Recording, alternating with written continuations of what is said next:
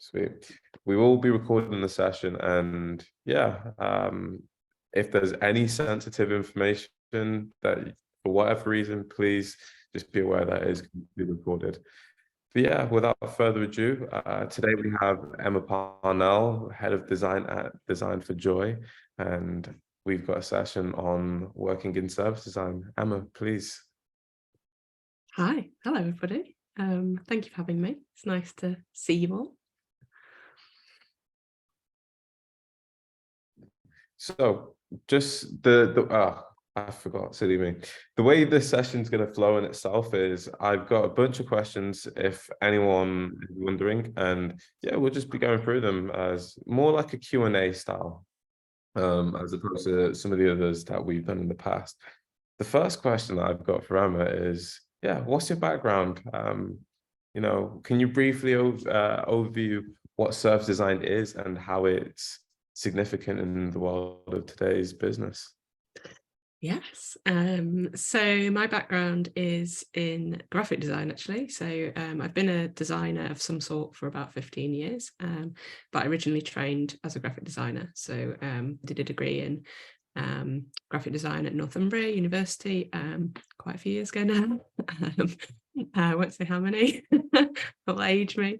And I worked in packaging design for the first kind of 6 or so years of my career. So designing kind of food and drink packaging and the labeling around that, which when I was a sprightly 22-year-old seemed quite fun. But as I kind of progressed in my career, I started thinking like, what am I doing with my life? Like, I had a moment where I was designing the background of a fizzy drink can on a Saturday and getting quite agitated about the whole thing, and thought, why am I so upset about this? This drink is going to rot kids' teeth, and then the packaging is going to go in landfill. So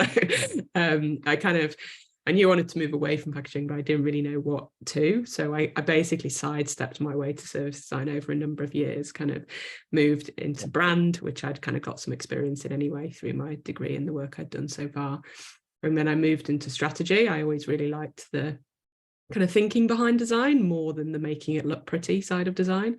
So yeah, I kind of had a stint as a creative strategist, and that's where I kind of discovered service design, or really at that time more kind of design thinking and the kind of model that IDEO had popularized at the time. This was about 10 years ago, and kind of discovered that service design through that, and thought, well, that makes a whole lot more sense than anything I've been doing to date. So yeah, kind of set my sights on moving into service design. This was at the time I was living out in New Zealand. So I moved back to the UK, and my move into service design coincided with that, which yeah, was about kind of 9 or so years ago now. And I've worked in it ever since, really, kind of moving across as a kind of midweight and then moving up to lead level, working primarily in agencies, but I did a stint at a drug and alcohol charity as a secondment, and then more recently I did a 1.5 years at NHS Digital in a pandemic. It was horrific. You need to buy me alcohol to allow me to talk about that. Yeah. And I mean, that's ultimately why I started my own business. So I launched Joy about 1.5 years ago because I needed more joy in my life. And yeah, I have specialized in service design ever since, really, which for me, service design is one of these things. I think it's always had a bit of an identity crisis, and people struggle to kind of get that elevator pitch right of what it is. But I think of it as UX design, but not just the digital bit. So everything. So the whole kind of journey that someone experiences when they're trying to do a thing. There's a very good book by Lou Downe called Good Services, which I would pick up. It's on my bookshelf. And Lou defines a service as something that helps someone to do a thing. So get a passport, book a ticket. And service designers design that entire journey that helps someone to do a thing. And that might include digital touch points, but it might equally include non-digital touch points like different channels like phone or face-to-face or paper. And it's that whole holistic thinking of designing that journey so that it works for the human beings who are not just using the service, but the people who are delivering the service often as well. Wow. I see. Okay. And that's Sorry, have I given you a lot in one go is there? that, yeah, there's Pause so for much to thought. think about. Yeah. That being said, it sounds like a lot of us end up trying graphic design for a little bit and then realizing, it's cool, but there's a little bit more to design. Yeah, can definitely Yeah, relate. yeah, Time and time again, even with what we teach, a lot of people do make that transition from graphic or, some form of graphic design and then find their way further in their career. Now, even in your explanation of what service design is, it's very interesting that you said it's like the UX side of things, but just way wider. yeah. How would you differentiate service design from other design disciplines, such as, say, product or UX versus graphic design? Yeah. I mean, UX and product are probably the closest things to service design. But like I say, I think of product and UX design disciplines being more associated with digital kind of products, basically. So UX design is kind of design the kind of journeys and experience someone has of using just a digital product, whereas a service designer would think outside of that. So an example is, which we can talk about this more later, but I worked on the COVID-19 vaccination booking service when I was at NHS Digital. That was a good thing I did.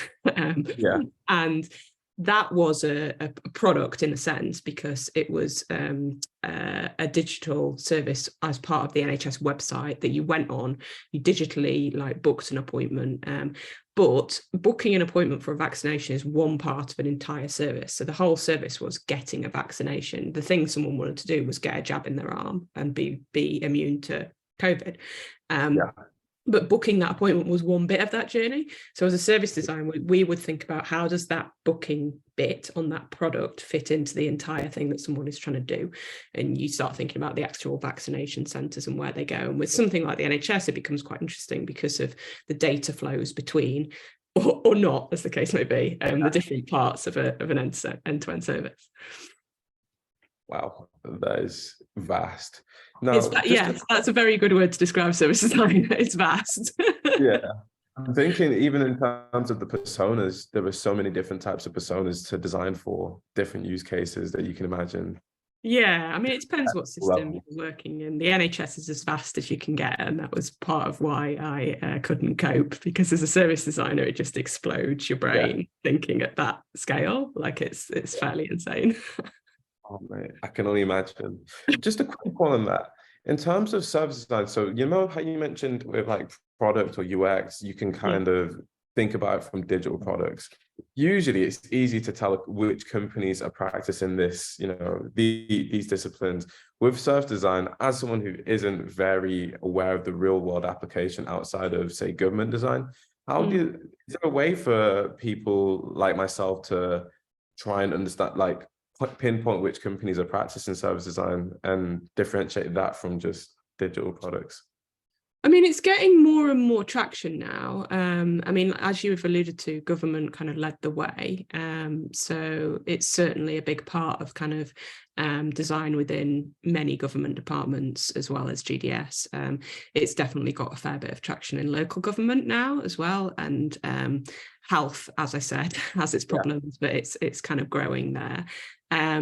I'd say where it's maybe not as prevalent is the private sector. I think it's kind of gaining traction there, but government's certainly ahead. And the same with third sector, really. It's starting to become a thing people are aware of. They with private sector, it's like, we need this thing because it's like a newish thing, but they don't often know what it is. And where I think it gets a bit confusing is where like product-led private companies. So if you think of something like Monzo or someone they're a product-based company, they design a digital bank that's run off an app, right? Like, and then they try and integrate service design. And I think that's like, sometimes I'm a bit wary of that. I'm a bit like, why? What are you trying to achieve here? Like, if they've got core reasons for why they're trying to do it and real life applications for it, then cool. But I do think sometimes it's one of those things companies latch onto and think they have to do, but they don't really know why or how.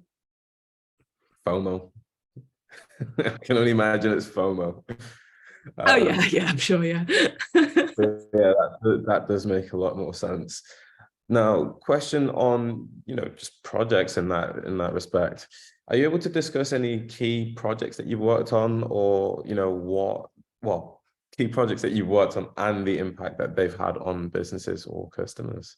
Yeah, I mean, the main one I was going to bring up was the one that I mentioned previously, which was the big project I worked on at NHS, which was a bit of an anomaly, to be fair, because I don't think I'll ever work on anything at that scale ever again, although it was pretty nice to be able to have your family finally understand what you do for a living and be able to point to a thing and be like, I did that, you know? Yeah.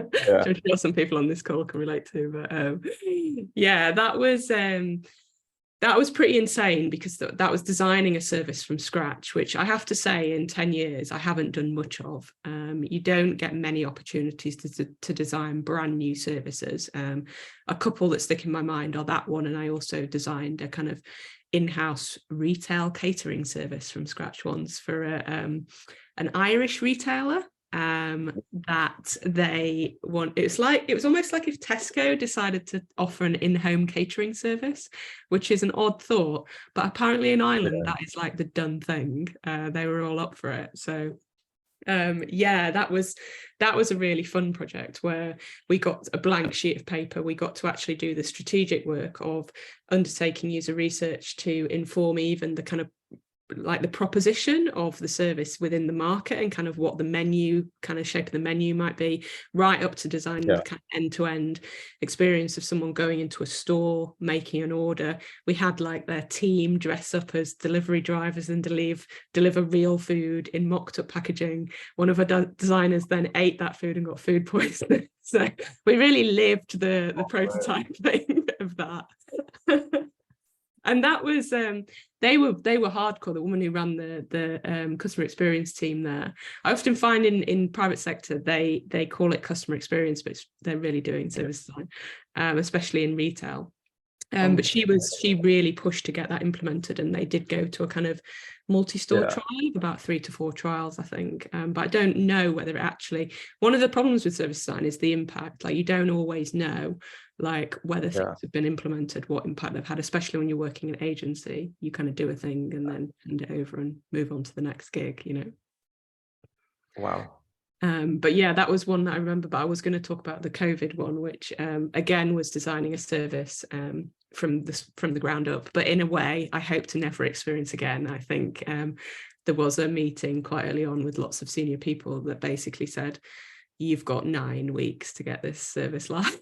Which, when you're working in the NHS with like multiple dependencies, consultants coming out of your ears, because that's how they did it at the time. It's it was quite a tall order, but we basically had to design the booking like service. Someone would go on to book an appointment to have their jab. When the jab hadn't been made yet, we didn't know when it was going to land, and the centers didn't exist yet. So it was working in like levels of uncertainty I have kind of never really experienced before. But I mean, it was amazing to be part of actually launching a live service, seeing people using it. It's since been repurposed as a booking service for flu as well, so it's had, you know, life after. I think with some of those COVID services, you were always a bit like, is this a kind of, you know, a temporary thing that they then end up with loads of tech debt and they have to kind of wind everything up at some point? But that's been repurposed, which is good to see.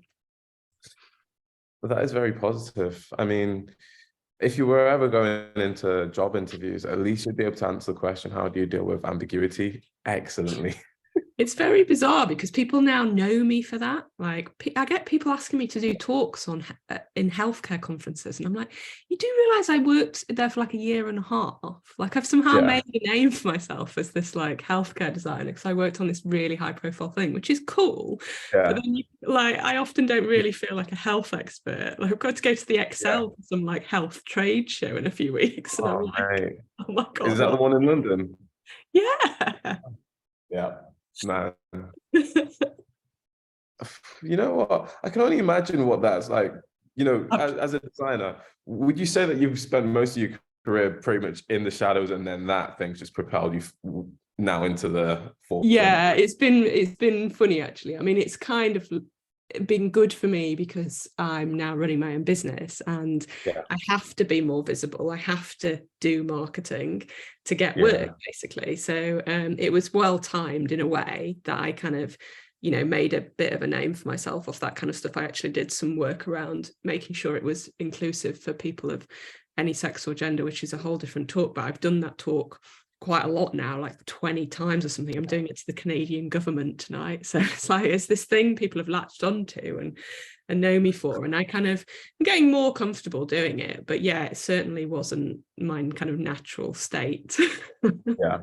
Okay. I get it, to be fair.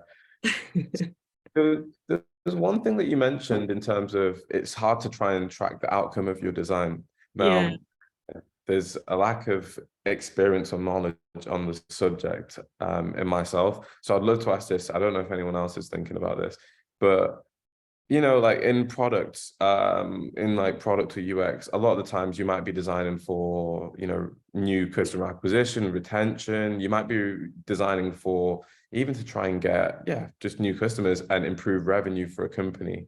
Yeah. What's usually an expected outcome or metric of success for service designers? Is it Yeah. something similar? It's a good question. It very much depends on the service you're working on, the problem you're trying to solve, whether it's a new service versus an existing service, which for the most part, it's usually existing services. It's usually like, we've got this problem with this existing service. We want you to come in and help us redesign it and make it better based on X, Y, Z.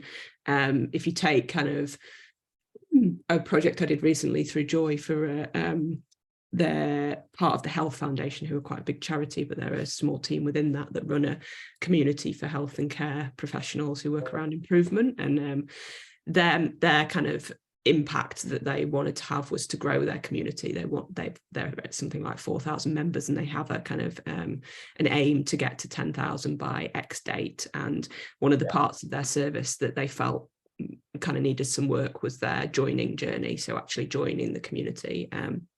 So I did some work with them to kind of map that out and look at improvements they could make along the way, but also kind of strategic changes they could make around how people could submit applications in different formats, etc. So that was the metric there, was around kind of numbers and growth. But sometimes it can be revenue if it's like a private sector service, like the kind of catering thing I described. They would test that in a pilot with a few stores and look at kind of usage and revenue, I suppose. But yeah, it very much depends. I don't think it would differ vastly really from product. It would probably be the metrics would be a bit more granular at a product level, a bit more detailed, versus maybe higher level metrics for a service level. Okay, thank you. Appreciate that. I've been wondering for a little while. I thought it was like a bit more of a world of a difference, but yeah, it does sound quite similar. No, I don't think massively. No. Maybe it's because I was thinking more from the private sector and not from what would have been in the public sector, and totally different metrics that they work towards, of course. Now, in terms of skill, like core skills and competencies, what do hiring managers typically look for in service designers? Yeah, it's a good question. I get a lot of people wanting to move into service design, wanting to have chats with me. And I always think back to when, I barely review portfolios or CVs anymore because it's just me. Yeah. But when I worked in agency, I did that a lot. And I think the common trap people fall into is talking about process too much. So, littering their portfolio with double diamonds and talking about all the kind of different design methods they used, almost like they've got a checklist by them to make sure they mention journey mapping, make sure you mention personas, make sure you mention this. And it's like, cool. But I think what hiring managers are really looking for, especially with service designers, I think a big part of a service designer's job is storytelling, like being able to, you're often a big part of kind of change, digital transformation and change. You need to be able to tell the story of why you're doing what you're doing, win people over. So I want to hear compelling stories about projects. I want to hear, what is the problem that you were trying to solve? What did you do to solve that? I don't want to know everything you did to get to that position, but where did you get to and what impact? That's the bit people really struggle with because of what we've talked about before. Often the impact of service design can take, months, sometimes years. So you can't always get that in. But I want a compelling story about a problem and a solution. I don't want like detailed, step-by-step approach of what you did process-wise, I would say. Skills-wise, I think it's just think of a product designer, think of a service designer as just like a bit more of a holistic skill set. So there's a lot of service design in reality is a lot different from service design in a textbook, especially if you're working in-house. And it does become, especially the more senior you get, it becomes, which is why I kind of stopped doing it really, but it becomes a lot more about people and relationships and a lot less about kind of journey maps and design methodologies. That's still very relevant up to about senior level. Once you get beyond senior level, it's just vastly about people. I always used to say my greatest asset was that I was friendly and was able to like make pals with people, because it's often about kind of getting different people in a room to align around, an end-to-end service where this person does this bit and this person does this bit, or, you need to persuade people to do something that will make the service experience better that these people don't understand, like that gender and sex thing I mentioned needed dev work on an API, and I'd never met this team, so I had to go off and make friends with them and make the case for why they should do something for a small percentage of the population when they were like living and working in fiery hell in the middle of a pandemic. So it's very relational, I would say, service design. So relationship management's an important part, and storytelling, and I could see how they go hand in hand as well. But yeah, in terms of like even what you mentioned around the whole step-by-step process when it comes to interviewing, we see it, of course, because we train predominantly people at the earliest side of their career, and they sometimes over-engineer the answers and over-engineer the experience. And what you've just said in terms of the storytelling and talking about the actual the start, the middle, and the end. I think that it can be echoed to anyone who's in this call or who will watch this call. It's echoed over in, I think, most design disciplines at this point. We really want the story as opposed to every little detail, because at the end of the day, that's not gonna it's not exciting. And I agree. I mean, you've got to think of, if you're in an interview setting or you're writing case studies for a CV, like it's just another human being on the end, and that human being wants to be engaged. They're probably looking at multiple of these things or talking to multiple people. They want an engaging story that they're going to want to keep reading. Like, I'd say that's the main thing. Just think of them as a fellow human rather than a person who's responsible for your future career. It's a good point. Definitely agree on that front. In terms of like formal background or education, would you say it's important that someone goes to university or acquires qualifications? And if there are qualifications, what do those look like for service designers? I often wonder if I should change how I answer this question, because I've been answering it the same for like about 8 years now. But in that time, the landscape for service design education has vastly changed. So I always say, no, don't do a degree.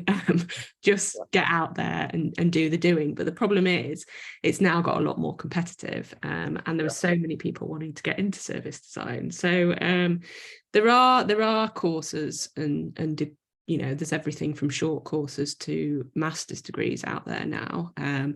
I don't think there's a right and a wrong way to approach it. Obviously, people are in different situations financially and otherwise, so not all options are open to everybody. But I'm never going to be someone who sits there and says you need a degree. I don't think it's that kind of job. And the problem I have with degrees is they're often not based in reality enough. Like you're doing, which is, you could apply to a lot of design education, right? So yeah, I think the same applied to my own degree all those years ago. But yeah, I think it's the type of job that you just learn so much for, like being on the job. And I wouldn't discount kind of other routes. We used to talk about this a lot at Snook, when that was the agency that I worked at for quite a while, and people had come from quite different backgrounds. And we often talked about it'd be interesting if people who have actually worked in a service, there are roles as like service managers, or working to deliver a service in a local authority. We had people come from like social care, who worked within social care, but then wanted to actually kind of get out of that and get into the design side of things. I actually think that kind of background is really valuable, because you've been in it, you've been delivering those services on a daily basis, and you know what that feels like. So I think there's multiple kind of routes you can take, really. There's no right or wrong, and I certainly wouldn't think you have to have a really kind of formal education background. It's just getting harder and more competitive, that's all. Yeah, I agree. I agree in terms of this uni as a whole. I had a little tweet storm the other day on the fact that I saw the tweet where I was like, do you think design degrees are useful? I was like, no, not really. Like, I can't, maybe it's ignorance, but I can't name many scenarios where as a designer, I've had to either help someone or myself been asked, do I have a degree, or had to prove that. I actually dropped out of a design degree. But one of the things that even that we've noticed with Love Circular is, as you can imagine, we're not an accredited company, and sometimes people do ask about certificates and things of that nature, and it's quite hard to explain to someone you don't need a certificate to prove that you're a designer. It's all about what you can show in terms of portfolio and your storytelling and your CV, of course. And those are the things that we're more than capable of helping people do. But even in services, it's interesting to know that people do sometimes think that there's a bit more that you need to be qualified. No, I think I really agree with you, and I can't say I've ever been asked for my degree certificate at all. I think it's about what you get from that education. I paid probably too much money for 3 years of design education, when the main thing I got out of it was the strength of like ideation within design. It was very kind of ideas based course versus like the kind of aesthetic side of graphic design, which at the time I'm not sure I kind of understood the value of, but it really did serve me quite well in the early days of my career. So I think it's, if you are going to do some kind of course of some sort, it's understanding what you think you're going to get from that course and whether that's going to be valuable for you in the future. Rather than waving a certificate or talking about grades, because no one's asked me once for either of those things. Oh man, yeah, it makes complete sense. I think designers as well, like there's an unspoken language where we do feel overlooked a lot of the time. So when someone does come with a certificate or like a degree, like, hey, I've got a degree, it's like, you must be new here. Is that I've seen it when I used to work in agency a lot. But one thing that I would mention is we are, as Love Circular, we are considering a service design program at some point. Cool. So that will be interesting. Yeah.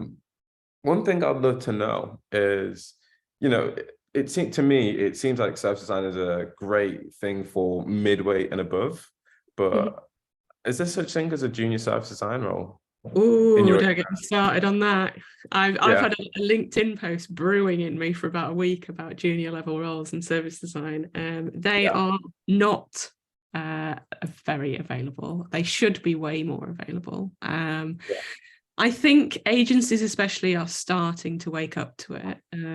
You've got kind of a few agencies looking at kind of academy models and things like that are going to provide entry-level routes, but there is just nowhere near enough in terms of the demand, and the people kind of graduating from all these courses that want to get into it these days. So I don't think there's any reason why we can't have junior roles. You get these arguments of like, oh, you need more experience in XYZ before you can really be a service designer, and it's like, oh, it's bullshit, sorry, but like, what does that mean?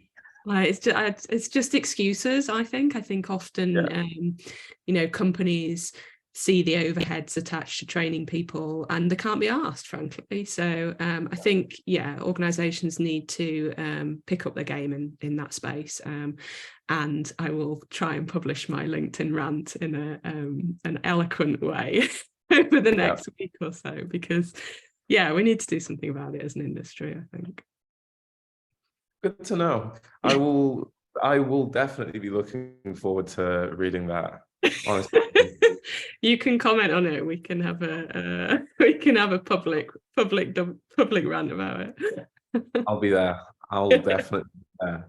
In terms, you know how we talked about like portfolios and that being, well, I guess the most part of the package and one of the more important parts of the package. Yeah. Are you able to share any tips that will help a designer create a standout portfolio and effectively showcase their skills and experience?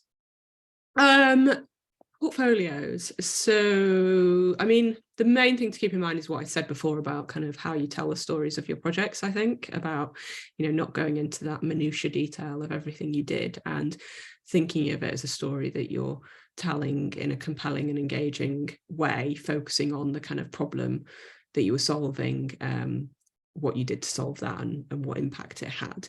I wouldn't worry too much about how visual they are. I think some people who want to be in service design who don't have a visual design background often panic a bit and are like, oh God, I can't make it like visual enough. Like, I wouldn't worry too much about that. Like, if you've got a compelling story to tell and you've got like a token image, you can add like the thing, go for it. But don't panic would be my kind of approach to that side of things. Numbers of projects wise, I mean, it depends if you're kind of submitting your kind of portfolio as part of a CV application, or whether you're talking through an interview or whatever. But I would have, if you can, kind of 3 to 5 like projects worked up. I often, when I was applying for roles, I had kind of a pool of kind of project case studies that I'd written up that I would cherry pick, 3 for this job because they were more suitable, and 3 for that job because they were more suitable. And I think the other thing that people worry about is if they haven't got like direct experience of service design, but they want to move into service design. And for that, I think it's thinking about what are the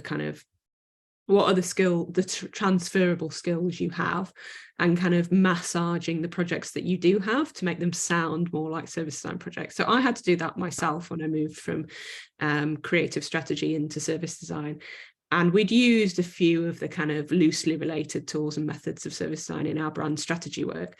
So I kind of had to just massage it, highlight those bits, downplay the bits that weren't as relevant, like, the kind of game, basically. Oh, of course. The word massaging is perfect. It definitely describes what you have to do to showcase the fact you're qualified. Be selective. I've actually got my like portfolio is actually linked to my website as a PDF, so you can go and have a look at mine. It's got about 10 projects in, so I never send all that to somebody, and that's just where everything is. But I had to have that when I started Joy, because a lot of my work I couldn't credit to Joy because I'd done it through other agencies or organizations. So I had that there before I had kind of case studies on my actual website through my business. And you can see how I've kind of structured the story and stuff like that, but it's on the about page of my website. For sure. I look forward to sharing it with the rest of the community, of course. So as a service designer, what would you say is the most challenging aspect of the job? And how have you learned to overcome that? That was my favorite question of your questions. Oh God, this is where I put everyone off. Like, no one will want to become a service designer. Try us. It depends. It does depend where you're working again, I think. I've worked in both agency and in-house, and I would encourage any budding service designer to do stints in both of those, because you get different things from both worlds. Different things are hard. I found in-house a lot harder than agency, possibly because I was used to agency. That's just what I'd done my entire career, and I went big. Like, I went to the NHS off the back of working in like a 40-person agency. So you can tell that was a bit of a shock to the system. But I think the hard bits about that, and bear in mind, I was at that lead level. So it was a kind of I was above what I call the kind of waterline. I think there's a bit of a waterline between senior and lead, especially in-house. Senior, you're still allowed to like hide from some of the shit, for want of a better word. Lead, like you have to face into it. And a lot of it was to do with relationships. And you know, in the situation I had, we were working at a national level at the NHS. There were kind of you know, there's a fair bit of toxicity at play between kind of different organizations wanting to do different things and getting alignment there. So there's different aspects of kind of people and relationships that I think are the hardest, which you do have to lean into as a service designer. That comes into play in agency if you're going into an organization to try and help them do something differently, which for anyone here that has experienced agency, that's not specific to service design, that's just being a consultant. But you know, the hardest bits I found were when you got the people who just really didn't want you to be there. And it's like, I always vividly remember having to do a user research interview with a guy who worked at a local council who'd been there for like 20 years and was a bit like, why are you even here? And was just so like, so angry with the fact that I want to speak to him. And you have to be that awkward, like, oh, I'm just, you know, I'm just going to smile at you loads. And like, that's probably going to annoy you more, you know, like, that's hard. Like, so I'd say the people stuff is what I found the hardest, really. In-house, I also found, because I was doing a lot of that kind of people stuff, I found it really difficult to see the value that I was adding, because as well I moved away from being kind of hands-on. You know, you weren't producing things, you know, as a UI designer, you see the screens, you know, I've made all these screens, I can see how I'm making them better on a day-to-day basis. Like the stuff I was doing was felt really intangible a lot of the time. And you'd get to the end of a rough week and you'd be like, what have I even achieved? You know, and so you kind of in the environment, you need to be one of those people that can really see the impact that you have in that space and really get off on like small wins, if I'm honest. Like it's slow progress in those types of environments. So it's a big picture sort of practice by the sounds of it. Yeah, it really is. It really is. Yeah. Be okay with being in the dark. Wow. You know what? It's not too dissimilar to being an entrepreneur, but it's completely different from the design that I'm more aware of, and I think what everyone else is currently aware of. You did mention the people thing being a big part of it as well, and I guess it goes back to what you said earlier on when you said you're good at being the friendly face. So that makes a big difference. I guess that also is something that I think we could say is a very skill to have or competency to have when it comes to being a designer or interviewing. So that's good to know. Just as a heads up for everyone who's in the audience, if you have any questions, please feel free to raise your hand. I'm more than happy to sub in. I'm sure we're all getting tired of my voice. But one thing that I've got in terms of my list of questions are you able to share any advice or insights for those who are looking to begin their careers in service design? I know that you might have said something that might overlap, but if there's anything specifically that you'd suggest, what would it be? It kind of depends where you're moving from, whether you're brand new, whether you've kind of got a kind of work history already in a different discipline. But I would, regardless, I'd be thinking of, you know, how what you've done already can be applicable to where you want to go. Thinking about, you know, not defaulting to doing more training or learning or education, thinking about where your gaps are, what you might need to get out of more training or education, and looking quite broadly around it. You know, there's some quite good short courses on the market now. I'll pop a couple of links in the chat in a second, so you don't necessarily have to go for the big guns in terms of that type of stuff. And seeing if you can get, you know, if you do think you're lacking, you know, like case studies of projects, then looking for opportunities to do work for people. You know, there's charities out there that would love to hear from keen design minds that might need a hand. You know, looking around in your own life, you know, whether you're part of any community organizations, or there's things going on in your own community that you could just make a project out of. You know, I think especially if you're starting out, that enthusiasm and that passion to just start doing stuff says a lot. So if you have to make your own brief, like, make your own brief. You know, at least you've gone out there and you've sourced a problem, you've looked at how you can work to solve that problem. The other thing that I was going to mention to the last question in terms of it being hard, but thinking about people coming from kind of maybe a product space, one thing I learned from being at NHS Digital is the need to really kind of understand what goes on under the hood with regard to technology. So I worked with technical architects for the first time at NHS Digital. I'd never worked with them before. And you'll find this in healthcare especially. The whole space is very tech-led. And when I say tech-led, I mean the kind of architecture of technology. I don't mean like what the screens look like. And I think often designers can be quite scared of that. They can be a bit like, oh, I don't know, I don't understand that, and I don't need to know that. But like, you'll be a better service designer, because service design encompasses everything. It encompasses the kind of all the barriers you will face along the way, and that might be how data is structured. It might be how an API was built. Like, that might affect the service experience someone's having. So the more you can understand how technology works, that will really help your cause, I think. I didn't learn that till a lot later. And I'm still scared, and I'm still, you know, I'm doing an NHS project actually where we've got tech people over here, design people over here. Like, someone does tell me that we're talking about the same stuff, but it really doesn't feel like we are. Like, it feels like, are we all on the same page here? Like, have we got the same brief, or are you doing this thing and we're doing this thing? Like, and at one point, are we going to try and go like that? Because I don't think that's going to work. Oh mate, I completely know. I know what you mean in that like language piece thing. Agents was one of the big awakenings for myself, when it was like, how do we? Well, first of all, you've got to also be mindful of the wider scope of things. I worked on a project, and I think it was like a really legacy app, and well, it was built in legacy software. And at that point, you had, like, I guess I've done some service design by the sounds of it.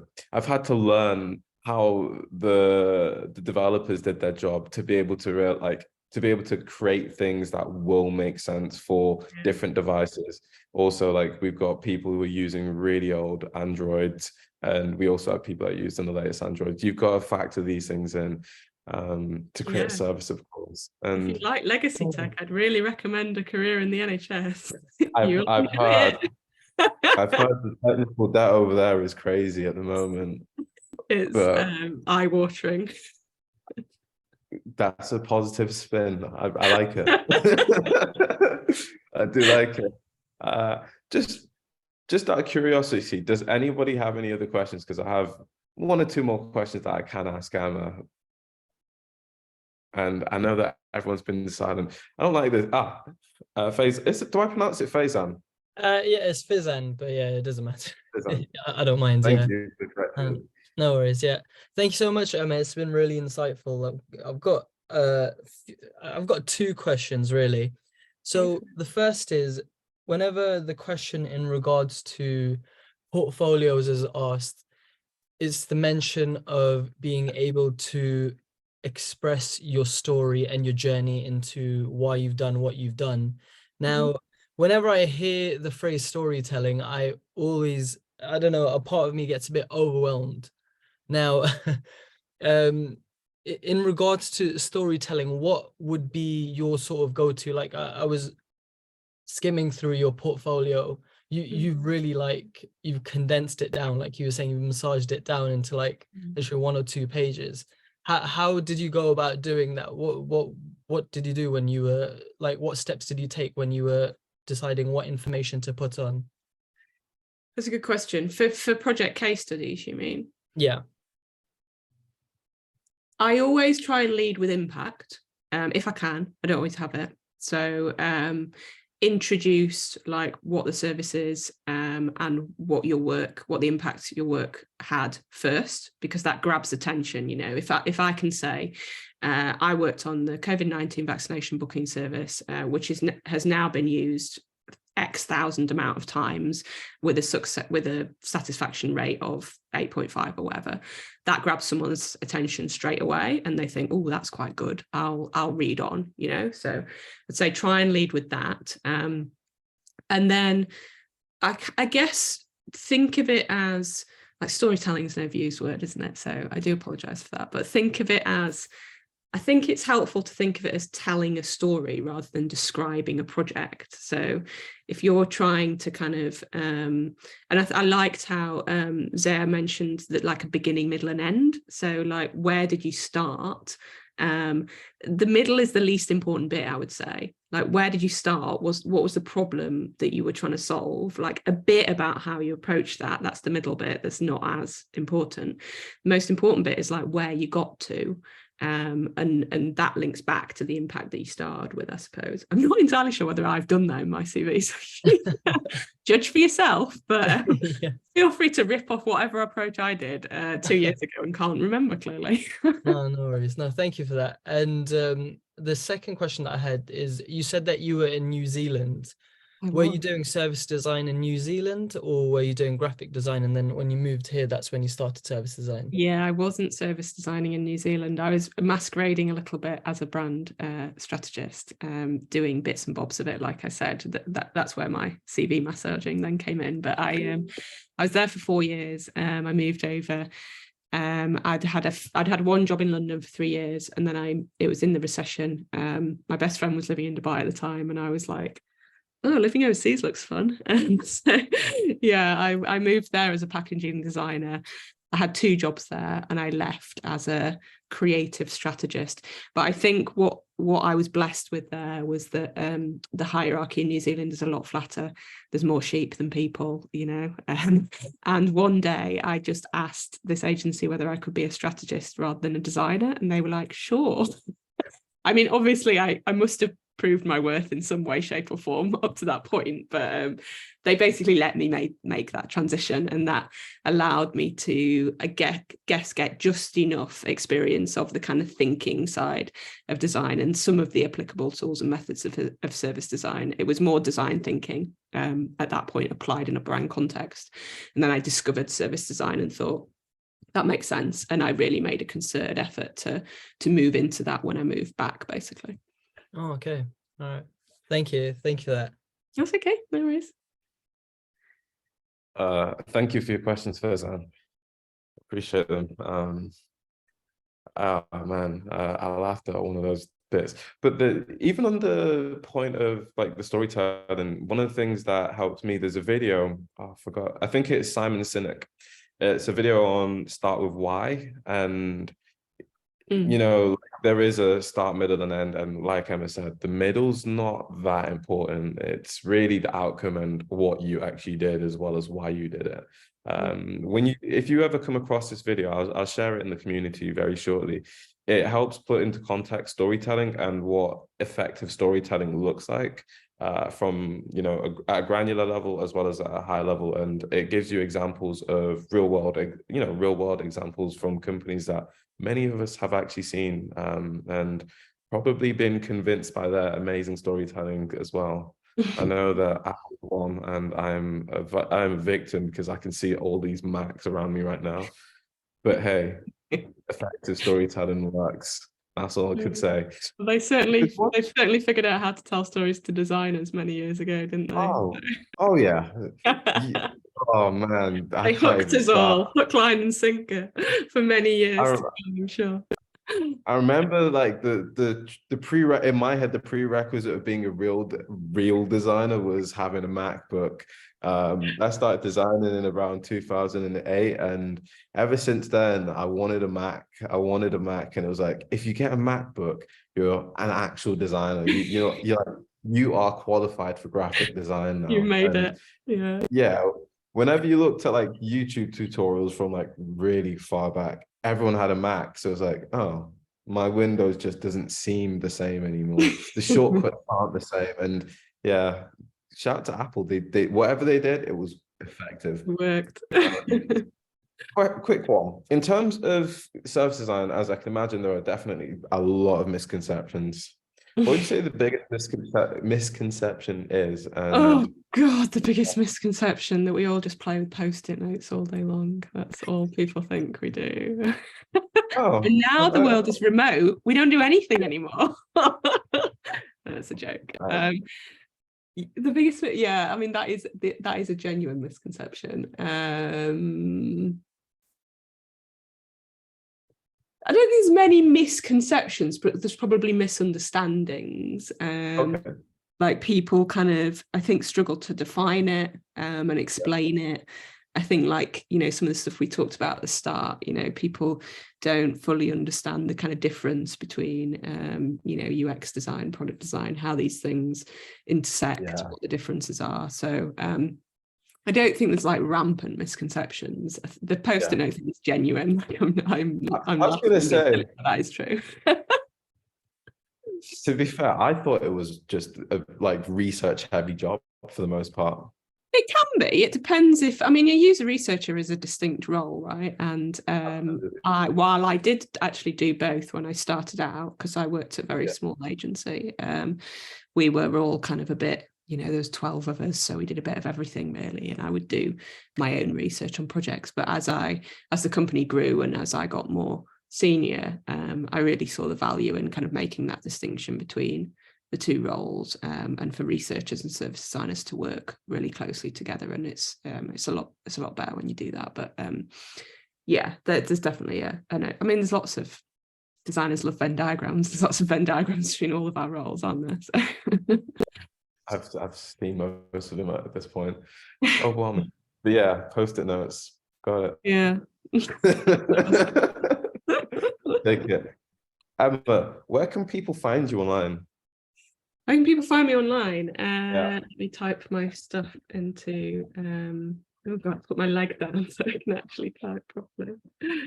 So that's my Twitter handle. I barely speak on Twitter anymore because it feels like a depressing tumbleweed land of hell.